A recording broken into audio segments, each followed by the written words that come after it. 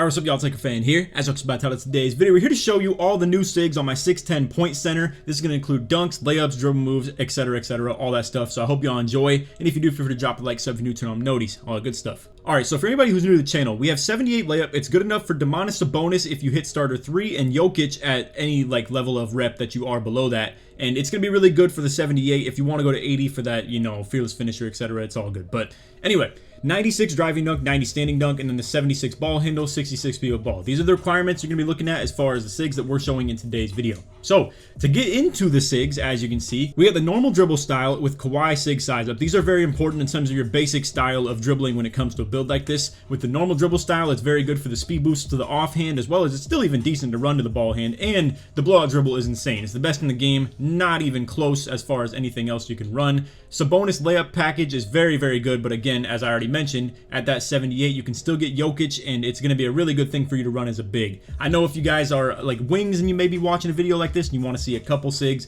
that might correlate over to what you're doing, we obviously have layup video for like the best packages you can run at every different height for all types of different attribute rating thresholds, so feel free to check that out. Now, what we're going to show right here is very good for shooting bigs. Victor Wembanyama regular breakdown is actually kind of fire for hitting these backups, as you can see. Now, there is still the step back feature where depending on the type of animations you can get decent step backs debatably depending on who you are. I was running Zach LaVine for the most part through this year, and it has a couple of decent good packages to it, but I ended up really liking Giannis as far as something that we can utilize with this. You'll see why in just a second. It's so good for the sake of running to your offhand, and we'll show that eventually. But Hesi, Anthony Edwards as well. This is 76 ball handle. If you can't get this because you ended up with 75 ball handle, if you went with a build like this, then I do recommend Pro. I think this is a very solid one, and if you end up with like 70 ball handle, it's also still good. But Edwards gets glitchy. We'll show that pretty soon as well. Pro crossover, very good. Tatum behind the back. We actually didn't even show this in our last video, but this is our updated behind the back, and it's been a while since we've done one of these vids. But this right here is the best behind the back you can get as a slasher type build. To move downhill with this is so good, and I definitely recommend putting this on. It's one of the best things you can use. Escape moves for KD, also very good for transitioning into that offhand run. I wouldn't recommend anything else. And again, the Hesi with Edwards is really nice to have, whether it's for the crazy glitchy moves that you can get, whether it's for like when you're running sideways, you can hit to the ball hand and boom, you're gonna do some crazy stuff that we'll show pretty soon, or it's for the standing as well. Now, I did get a couple new motion styles at this starter 3 rep that we have, and it's between the Bam and Giannis. Besides that though, Ayton and Jokic are the best ones statistically by 2K Labs, and I've been, or not 2K Labs, 2K Toots, my bad, but I've been running Ayton ever since I found that, and I'm loving it as far as what it does on defense versus Jokic. I don't know if Jokic's LT stance is like any different or worse than Ayton, but seeing what I've seen from Ayton and considering he's one of the fastest ones sprint-wise as well, definitely recommend. But anyway, besides that, obviously this is not the place to be looking if you're looking for the best post fades and dribble pull-ups and stuff like that. My boy Tonic is a very good source for that type of information as well. And you might not understand how good this normal aggressive breakdown combo is going to be for you if you're someone who wants to do a lot of mashing and standing dunking and stuff like that below the basket. But with the way sprinting right into somebody works in this game of just kind of trying to hit the sprint and maneuver past them if they're walling up, you're going to get bumped a lot and fumble the ball a lot. Whereas with this right here, when you just kind of stand still and you want to flick up on your stick one time with the aggressive breakdown combo, so RT and up on your right stick, you're going to get a nice little walk down animation, and then you can pump fake whenever you want to stop your movement, and then you're going to be squared up down below the basket with the dunk meter, and it's actually really usable. I do recommend very, very much so the aggressive breakdown combo for the normal. But besides that, combo moves is useless. I like the triple threat for LeBron. I actually I've tested a couple other than that, like between Michael Jordan and stuff, and then Kobe. I do like the LeBron triple threat a little bit more, not the player over Kobe, obviously. But anyway, then for the dunks, it's going to be a lot of the 1 foot moving dunks. We've already talked about this for a little bit, so some of you guys probably aren't able to get the quick drops, but what you can get if you have a build like this is side clutches off one. It's one of the best dunks in the game, period. It's so good. And then for the tomahawks, we only run uber athletic. Even though I can get straight arm, I think uber athletic is just significantly better than the straight arms. As far as the contact dunks, I don't run pros either. Not to say that if you can only get pros, it's a bad idea, because at the end of the day, this is all you can afford if you have these rating thresholds, but these are very bad dunk packages to go for if you have the ability to get the elites. The elites take off from a further range, they have more quickness and speed to them as well, so the quicker you can get into those contact dunks, the better. And then as you can see, the only 2 foots that I have are going to be the windmill baseline reverses and then the clutch baseline reverses as well.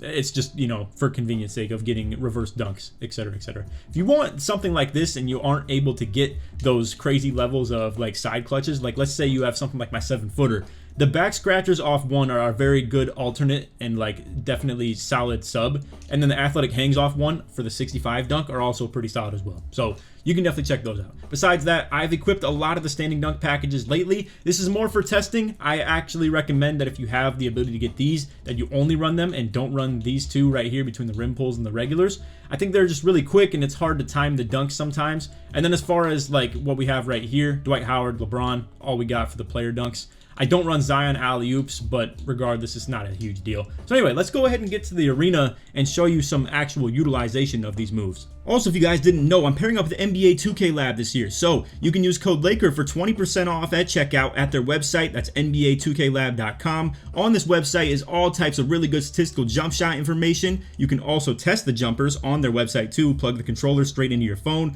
or to your PC. You can get early, green, late. It'll tell you where you need to adjust on that jump shot, or if you don't know what jumper you want to run, you just go to their jump shot recommender. You punch in your height, the jump shot rating that you're working with, and then based on the milliseconds of timing that you get, it'll recommend you a jump shot. So again, if you want to use code LAKER for 20% off at checkout, that's NBA2KLab.com. Appreciate you guys, and we'll get back to the video. All right, so first off, let's start with the basics, and this is what I absolutely recommend for any situation you might get put in. Now, let me go ahead and just put the ball down, and like let's go ahead and just throw up one of those Sabonis floaters to just show you what that looks like. But what I want to show you is a move that I utilize very often and what's super effective, but is very slept on in terms of people even giving it a look. All right, so off the catch, this is all I want to like make it very simple for you to understand. You want to get this jab step right here. You want to make sure whichever handness your player is, because if your player is right-handed, he might get a jab by flicking to the right. But either way, the only reason I'm doing that jab is to make sure that I'm spinning to the opposite side. Because if I spin, I'll give this as an example. If I spin to the side of the exact same one as the jab, it'll get this really slow, terrible one right there that we don't want. Whereas, as you're going to see, if we do it away from the side of the jab, it'll be a lot quicker and faster, and you're able to segue into your drive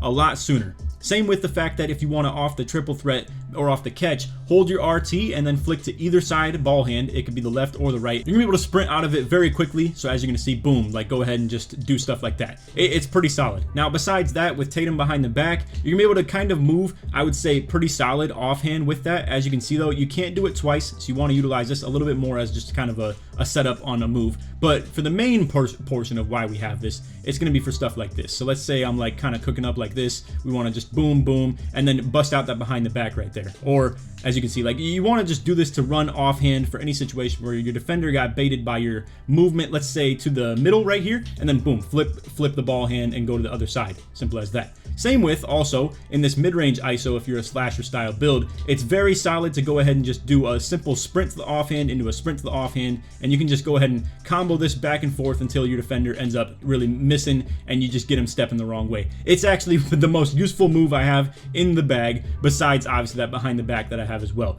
Now with Giannis step back, it's something that I actually utilize pretty well for the sake of, it's like a dead leg. So you can go ahead and just kind of flick down on the right stick while holding RT. You're gonna be able to just do one of these and you can run to the offhand pretty quickly as well. It's pretty much a substitute for a Sig size up, where if I wanted to go to the right in this moment, I don't want to really have to do all this extra stuff of doing a Sig size up to run that way. As you can see, what I'll actually be able to do instead is just flick down on the stick and then boom, get into the run right away. You can just instantly go into the sprint mode with it. It's not exactly a move that I use a ton, but it's definitely something I prefer as a behind the back rather than anything else that we have in the bag as well. And I mean, it's like regular step back right here where you flick it with no right trigger. It's not really the greatest, but it can definitely get the job done in some way, but it's not exactly ideal. Anyway, besides that, you're gonna have the escape moves in the Hesi. So to do an escape move, you're gonna hold RT and flick to the offhand. So like right here, and boom, what you're gonna be able to do with these is just run to the offhand with it after that. So like I really like to utilize them once again to run offhand with, but you can still actually utilize them, as you can see right here, to run to the ball hand now in this situation. So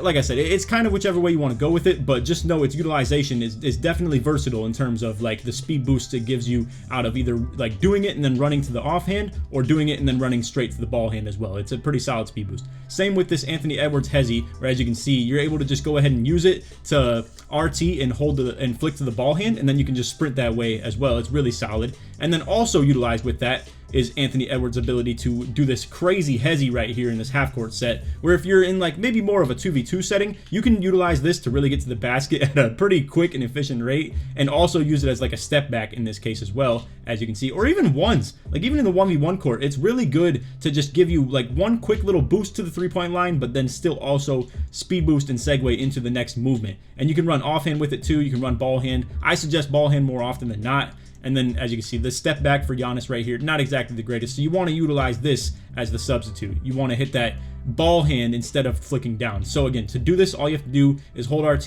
and flick your right stick to the side of wherever the ball hand is. So in this case, right. In this case, you're flicking it directly to the left, and it's as simple as that. You can just kind of glide through with the movement right here. All you're gonna have to do is just literally let go of everything and then hold down on your right stick. Simple as that. Now, what I want to put you guys onto is Sabonis, because you might be getting to the point where maybe you're a starter 3 and you can get to these. Or also the same thing works with Jokic a little bit in the same way, where as you can see, if I go straight down the middle and I hold down the stick, it gives me that garbage like running floater sometimes, and I don't want that. What ends up happening the most for proccing this floater right here, like the really good animation, is if you go to the elbows. So like right here, to the elbow and go with the float. Simple as that. You want to go kind of in this mid-range area. Unfortunately, that time I went too early and held the stick down way too early. I was trying to get as far of a range as I could from the floater. But as you can see, when you go ahead and be a little bit more acceptable with getting those 19-footers or maybe like sometimes the 20-footers, it's actually very usable, and you can consistently get them every time in these elbow areas. Same with right here as well. As long as you're like comfortable taking it from a little bit closer in and at these elbow areas, simple, easy, super easy to proc. Not to mention with this, you can get really good hop dunk animations as well. As you can see, they're not too bad. The Euros are also solid. The spins even still solid as well. Honestly, everything is still just almost as good when it comes to the Jokic, except for the spins. It's pretty much useless as far as the spins go with Jokic. Whereas Sabonis, as you can see, has a couple decent animations to it as well. And then this one is old news, but just for anybody who's new to the channel or doesn't know how to do a blowout dribble, it's pretty much as simple as this. You walk, you tap RT, and it's going to go to the offhand, and boom, you can get really gliding forward with this stuff. It's a crazy movement. I've also shown maybe in other videos too how to do this, where if you hold RT and flick down diagonal to the offhand, so in this case this way, but then mix in also holding your left stick that same way, you'll get this behind the back. Now sometimes you're gonna get the garbage one, but right there you can see I get the good one. And then it's another good move to segue into the blowout dribble in the half court as well. So if you have a lot of room, or you want to create a lot of room, boom, you can combo those two together really well. It's a nasty thing to do. And besides that, a couple other tips that I want to give you guys with a build like this. When I'm doing these ISOs in the mid-range, this is the main look that I'm trying to go for. I know it looks like a bot, it looks really stupid and really like easy to do. That's because it is. And then let's say a defender cuts you off. What you want to do is run it all the way through the baseline, and you'll get this reverse dunk right here, and that's going to give you really good meter sizes rather than to force it in the situation where maybe you just like ran offhand, and you thought this one would be a good meter dunk attempt, but then he cut you off. And then of course we have the breakdown combos to show you as well. So with that Wembanyama, you just let go of everything on your controller except for just tapping up on your right stick,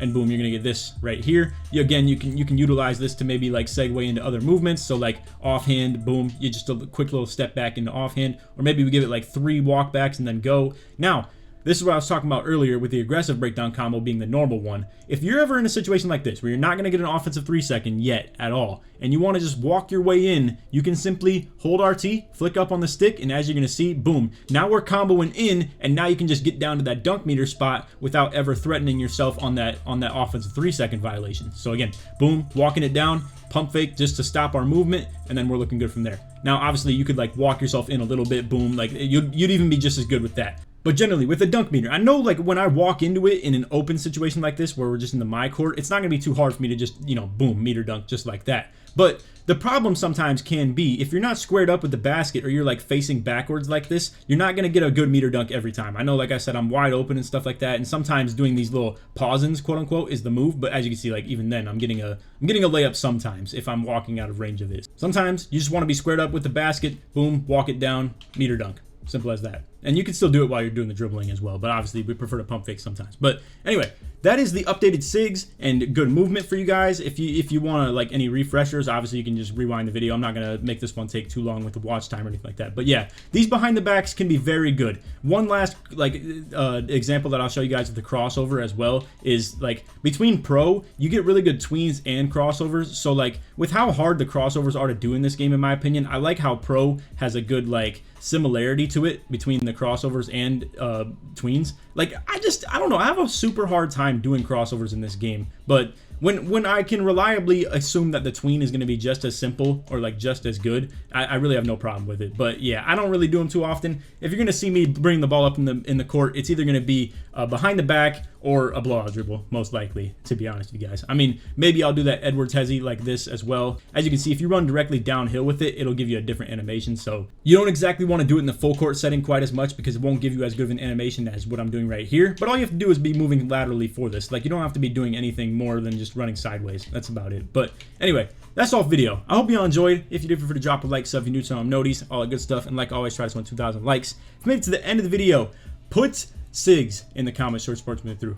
But anyway, that's all for vid. Appreciate you guys watching, and I appreciate you guys staying in tune with the Sigs and stuff. Obviously, this is something I want to be able to put you guys onto if you utilize a build similarly to me, or if you're on like maybe just even a wing build that utilizes things like this Tatum behind the back, because I think it's going to be a very good thing for you guys out there who are on like 6'8s and 6'9s as well. I think it's still even one of the best behind the backs you can get. But anyway, again, that's all for video. Hope you all enjoyed. And that, titties, man. Peace.